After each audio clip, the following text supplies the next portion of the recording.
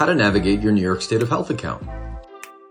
After logging into your account, you will arrive at the account overview screen.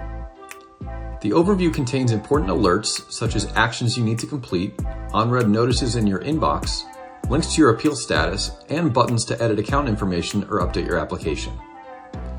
Next, the Account tab holds all of your identifying information and the account holder's contact information and preferences. Moving over to the Application tab, you will find a summary of the information given while applying. Each member of your household listed in your application will have a separate summary box in this section.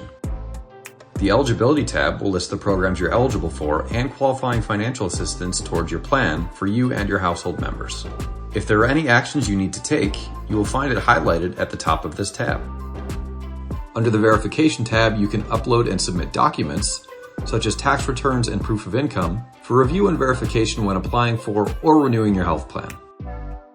In the Plans tab is where you will review or select your health plan for you and your household members.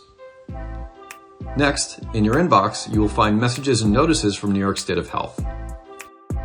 Be sure to check here regularly to ensure you don't miss an important update or notice regarding your account.